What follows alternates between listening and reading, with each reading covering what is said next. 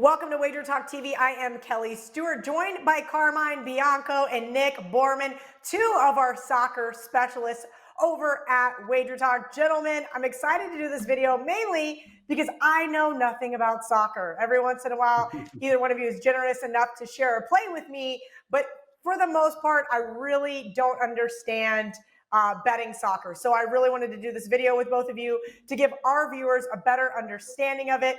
Carm, I'm going to start with you. Soccer is one of those sports where at least for me, I'm always talking about betting numbers, but the options aren't like other sports. Can you please explain to our listeners what a three-way betting line is and what an Asian split line is for some of those novices out there? Yeah, definitely. Soccer can definitely be one of those sports that's confusing to like the novice bettor when you're first starting out. So I'm going to try and simplify it for you. The two most common markets as far as betting in soccer are the three-way line and the total. It's basically a game can end. Games are graded in 90 minutes plus any injury time, which is a few minutes. So there's three betting options: home win, away win, and a draw. So there's always a result to your betting ticket. You're either going to win, you're going to lose. There's no pushes in this. Think of it something like an NFL line, which, if you bet a team at -7, it lands on 7, it's a push. That can't happen with three-way betting lines. So it's a straightforward home win, away win, or draw, 90 minutes plus added injury time. If the game goes into extra time because it's a competition, that result does not count. It's 90 minutes plus injury time. The other one is totals. Totals are straightforward for the most part, and I'm going to get into that first in a second. But most games in Europe and North America, you'll see the lines at 2.5 or 3.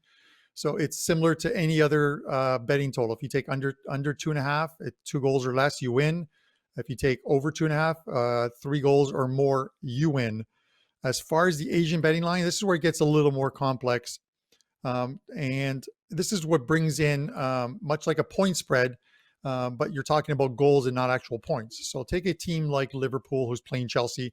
Liverpool could be favored by 1.5 goals. So if you're taking Liverpool, they need to win the game by 2 or more. If you take Chelsea can win the game. They can the game can end in a draw, or they can lose the game by 1 goal, and you're going to cash that ticket because you have them plus 1.5. It's basically a virtual advantage before that game starts. Some of the Asian lines, and we'll have a graphic up hopefully a little later, bring in quarter betting line. So you'll see something at your sports book, and you see Liverpool favored by 1.5, and then bracket 2, and you're thinking, what is 1.5/2? Essentially, you take those two odds, add them together, divide by 2, and you'll see -175. That's something that we'll list on WagerTalk. Half of your bet, if you're betting $100, is graded at Liverpool -1.5. Half of your bet is graded on Liverpool -2. In order for you to cash that bet, Liverpool's got to win by more than 2 goals. If they win by 2, you lose the 1.5 and you push on the 2. Conversely, if you take Chelsea plus 1.75, they can win the game, they can draw the game, they can lose by 1 goal, and you'll win every single result on them. If they lose by 2, you'll lose half your bet, push half your bet. And if they lose by 3, you lose all 3. Hopefully I haven't confused you, but that is the Asian betting line. Thing that's happened to me as well that I wanted you to touch on before we get to Nick is when there is extra stoppage time or when it goes into a shootout. Now, I've lost a bet and I'm going, how the hell did I lose this bet? Well, each book has their different rules. Can you kind of explain that for the novice bettor as well? Yeah, and we'll take a competition that's coming next year, the Euro 2021s. It was supposed to be this summer, but obviously the pandemic squashed that. In those games where they need an actual winner in the game, there can't be a draw, and it's usually in the knockout stages, much like in Champions League. Your bet is still graded on 90 minutes plus that injury time, and that injury time is usually about 3 minutes is the standard, 3 to 4 minutes in this as far as injury time. But in a game where they need a winner, that game goes to usually 2 15-minute halves of extra time, and if it's still tied after those 30 minutes, it goes to penalty kicks. So you'll see a result could be 1-1, and then you'll see 2-1 as the final score because the game went to penalty kicks. A goal is awarded to the team that won the penalty kicks, and you see 2-1 result. but your books will grade it on 90 minutes only. An option that books will give you for this is a to advance option. So if you see something that says to advance in a game that's a competition, if you take that bet, it is for the final result, regardless of whether it goes to extra time and penalty kicks. Thank you, Carm. All right, Nick, question for you now. I think one of the biggest things that's hard for me to really get into soccer is because it's low scoring, right? We've seen other teams, or excuse me, other leagues like NHL make the goals bigger, the pads smaller, things of that, because they know that Americans love points. Soccer's not there just yet, but it is kind of hard for me to get there. So with it being such a low scoring sport, I feel like it would be really hard for me to handicap. So for the novice bettor, what do you think they should be focusing on here? I mean, I laugh all the time. I'm like, oh, just bet the under. And the next thing you know, it's a 4-3 final. These type of things are not quite as low scoring as it initially appears. Yeah, great question. The score is honestly one of the last things I'll look at when trying to analyze, teams' past results. It doesn't often tell the true story of what actually happened in that soccer match. I mean, when you're talking about 2-3 goals being scored in an entire game, luck can play a big factor. One bad turnover, one lucky shot off a deflection off a defender, and the ball goes in the net or stays out of the net, and that changes the entire game. So a score doesn't tell the true story. One stat that I love that I use more than anything else is it's a rather newer metric called expected goals, and that is basically how many chances during the game did one team create, and how they kind of determine that is it's a little bit subjective, but it takes certain players who shot it, who kicked the ball, where did they kick it from. Were you inside the penalty box? Were you outside of the box? Were you, at a terrible angle? Did you kick it with your left foot, which may or may not be your strong foot? Did you kick it with your right foot, vice versa? And how, based on the results of all of those same stats over time, they come up with a conversion rate. So if on the corner of the goal, you normally, a soccer player that's right-footed kicks from the right side of the goal might convert at 20% of the time. And what they'll do is they'll award that shot a 0.2 expected goal rate. And over the course of the game, they'll add them all up at the end of the day. And what'll happen is you'll see an expected goal tally of 3.1 to 1.6, but you might see the final score at 1-1. So when you look behind the scenes and you see a team creating over likely to be 3 goals, you know that team created more chances throughout the entire game. And over the course of playing these games, 10 times, 50 times, 100 times, that team would more often than not start to win the game over time. But again, anything can happen in one short game, and the score does not always tell the true story. So expected goals is my favorite stat to try to get a better understanding of what actually happened on the field. All right, Carm, soccer is one of the first sports to return, now granted to empty stadiums. How do you factor that into your handicapping, if at all? I know for the NFL, with me, we saw kind of the first few weeks. It made a difference. Now, not so much. As far as soccer goes, how does, we'll call it home field advantage, work? I guess a long answer short is it does have some relevance. Germany was one of the first ones to return. But what I did was, because I knew this was going to be empty stadiums back in June when everything restarted, I wanted to set up a database of the top 5 leagues in Europe and the ones that I focus squarely on. And I'm going to look at 3 of them.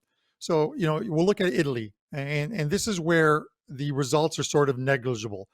In Italy, home teams won on average 40% of the time before the break. But whenever I say break, it's the shutdown. After the break, 43%. So a very small increase. The Premier League in England, that's the one everyone watches. It was 44% of the time home teams won with a full stadium. With an empty stadium, 47% after. The biggest one was in Germany. And I think it's the biggest one because anyone who watches German soccer and the Bundesliga knows that the fan interaction in these stadiums is one of the loudest. It's in NFL, imagine playing at Arrowhead or CenturyLink, where the decibel count of these fans is so hard that causes other teams offensively to pick up penalties for false starts and such. You look at it before the break, home teams were winning at a 38% clip. After the break, 32, 6%. Doesn't seem like a lot, but it is long-term if you're betting this. Where did it affect it most? You look at the bottom 6 teams in a lot of these leagues, and the biggest one is in Bundesliga, but it's similar in all the other leagues.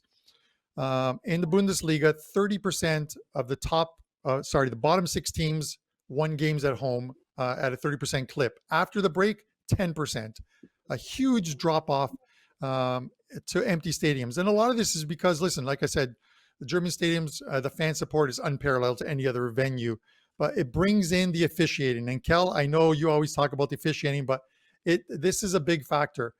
Without the fans, these officials no longer feel that noise, that pressure to give out yellow cards. And yellow cards are down in empty stadiums. What's also down? The amount of extra injury time that they add at the end of the game. It's normally 4 to 5 minutes. It's now 1, 2, 3 minutes in these German games. So that's down as well too. The influence of fans on officials happens. The noise they create, they call more fouls. With that not there, it's hurting these teams. And a 20% drop off in home wins is a huge drop off. So you need to do your research, but there is an effect, I believe, with no fans in the stands, and they're slowly returning, and we'll see those numbers and that market correct itself. And that's what you have to look at. As fans return, the market will correct itself as far as the percentages in these metrics, and you've got to take advantage of it. All right, Nick, finally, is there any advice you can give to someone like me, maybe looking to bet soccer on a more regular basis? And frankly, what pitfalls can I avoid? What traps do you want to keep me out of? Because again, it is a very intense market. And when there's so many different soccer games on the board, it can get to be a little overwhelming. Yeah, and that's probably right where you start as far as advice goes. Start slow. Every country on the planet, minus maybe 1 or 2, has a professional soccer league. So you got to start slow. Pick 1, 2, maybe 3 leagues and spend time learning the teams, learning the players, even learning the history of the leagues. I mean, some leagues are known to be high-scoring leagues. Some leagues are known to be low-scoring leagues. Rivalries, all that such. Just like any other sport, you got to learn the league. You got to learn the tendencies of that league and the teams before you start to expand into multiple leagues. You mentioned it. There's so many games all the time. You're better off spending more time on one and getting very, very good at one than you are being mediocre at several of them. Besides the leagues, you got to look beyond the scores for information on the games. I already mentioned the expected goals and how to kind of understand what's going on, except for the score. But even simple stats like number of shots, corner kicks, or even possession from one team tell a better picture of the game played than just the score does. And then lastly, what I would avoid, Kelly, for anybody getting into it right away, is what are the surefire wins? You know, your big money line favorites that are supposed to win the game without any problem, and they're minus 500 or higher on the money line. Do not play those. Soccer, as I can't say it enough, so low scoring. One lucky goal from the underdog can change the entire game, and it'd be very, very difficult for that big, heavy favorite to cover the spread. And even when they're laying 2 goals or 3 goals, it's very tough to cover that kind of a goal line in soccer. So it doesn't mean you can't ever bet the favorites, but just be very, very wary when you're starting to get sucked in by the shiny ball syndrome of the heavy favorites. All right, great stuff from Carmine Bianco at Carmine Bianco WT on Twitter. And thank you to Nick Borrman at Borrman with 0s on Twitter. Make sure you guys head over to WagerTalk. Check out both of their soccer packages. That way we can all make a little extra money.